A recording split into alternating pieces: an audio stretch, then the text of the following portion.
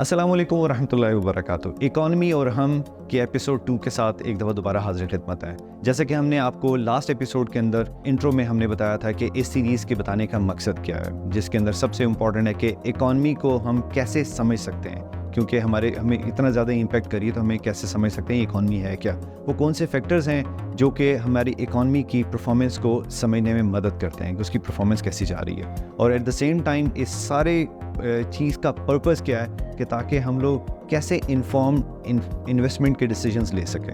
आज की वीडियो के अंदर हम पाकिस्तान के बजट को समझने की कोशिश करेंगे, जैसा कि इसके अंदर कैसे हम लोग रेवेन्यू जनरेट कर रहे हैं, उस रेवेन्यू की स्पेंडिंग कहाँ हो रही है, और क्या इस रेवेन्यू और इसके एक्सपेंस के दरमियान में कोई गैप है या नहीं है।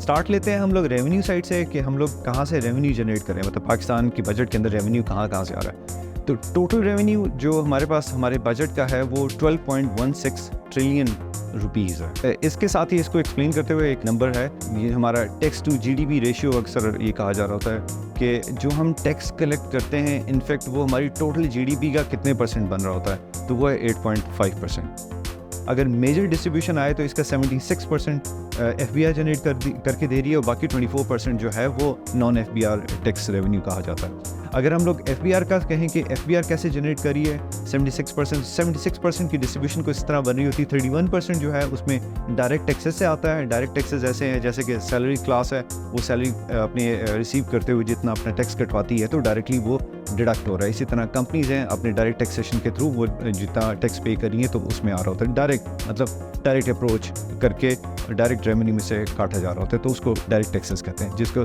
जो कि 31% है। इनडायरेक्ट टैक्सेस की हम बात करें तो 45% जो है ना हमारे रेवेन्यू में वो इनडायरेक्ट टैक्सेशन से ही हम लोग रेवेन्यू जनरेट कर रहे होते हैं, जिसमें सबसे बड़ा जो सेल्स टैक्स है सबसे बड़ा रेवेन्यू आ रहा होता है। जो भी चीज़ हम कुछ भी बाय कर रहे होते हैं मार्केट से तो उसके अंदर जो एक सर्टन परसेंटेज होती है सेल्स टैक्स की, इनफैक्ट ये वो इनडायरेक्ट टैक्सेस हैं, तो ये दोनों मिला के 76% बन जाते हैं। नॉन टैक्स रेवेन्यू जो कि 24% है, इसकी अगर हम डिस्ट्रीब्यूशन देखें तो इनकम फ्रॉम प्रॉपर्टी जो है, मतलब जो प्रॉपर्टी के ऊपर जो टैक्सेस लग रहे होते हैं उसके ऊपर से कलेक्शन जो हो रही होती है वो 3.3% है। जो सेल एंड परचेज के अंदर भी आ रही होती है वो इसी के अंदर आ रही होती है।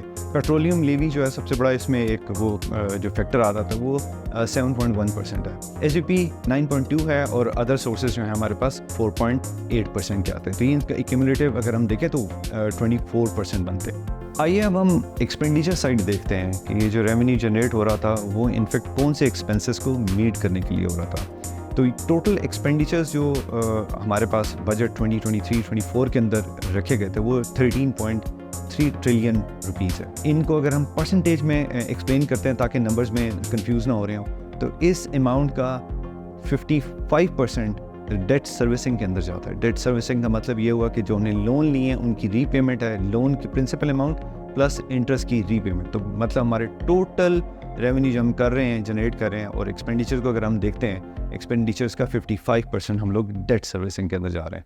सेकेंड एक्सपेंडिचर जो सबसे बड़ा बन रहा होता है वो डिफेंस का है, जो कि 13.5% बनता है टोटल एक्सपेंडिचर का। इसको अगर आगे बिल्डअप करें हम लोग तो इसके बाद हेल्थ के लिए टोटल बजट का 0.2% रखा गया है, और एजुकेशन के अंदर 0.7% रखा गया है। अगर हम लोग ग्रांट्स की बात करें 11% है, सब्सिडरी 8.1% है, पेंशन्स हैं 5.7% है, और अदर्स जो है वो 6% है। तो इसको थोड़ी सी कंसाइज करके हम लोग कोशिश किया कि आपको समझा सकें कि कहाँ मेजर आपकी स्पेंडिंग जा रही है।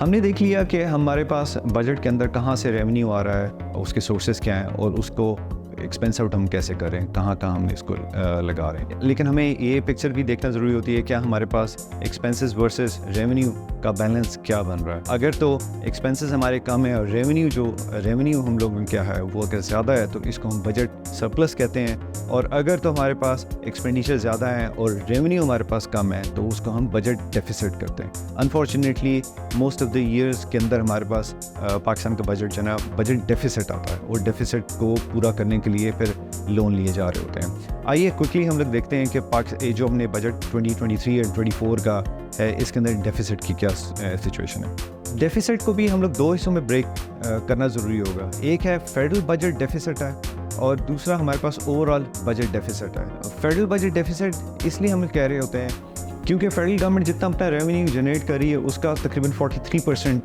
प्रोविंसेस को पास ऑन कर लेती है। इसका मतलब ये हुआ कि जो बाकी रेवेन्यू रह जाता है उससे उसने अपने जो एक्सपेंडिचर्स हैं वो मीट करने हैं, जिसके अंदर सबसे बड़ा पोर्शन आपकी डेट सर्विसिंग का है। डेट सर्विसिंग रिस्पॉन्सिबिलिटी होती है फेडरल गवर्नमेंट की। आइए देखते हैं हम लोग कि ये नंबर्स कैसे बनते हैं। ग्रॉस रेवेन्यू टोटल जो जैसे कि हमने रेवेन्यू पीछे देखा था, टोटल रेवेन्यू 12.2 ट्रिलियन था। इसमें से हमारे पास प्रोविंसेस को 5.3 ट्रिलियन ट्रांसफ़र हो जाता है, जो कि 43% of the total collected amount होगा। बाकी लेफ़्ट ओवर रह जाता है 6.9 ट्रिलियन। जो फेडरल गवर्नमेंट के एक्सपेंडिचर हैं उसकी अगर हम ब्रेकअप देखें तो उसके अंदर 7.3 ट्रिलियन डेट सर्विसिंग का है। करंट एक्सपेंडिचर जो हैं उसके 6 ट्रिलियन के हैं। पब्लिक सेक्टर डेवलपमेंट जो है 1.2 ट्रिलियन है।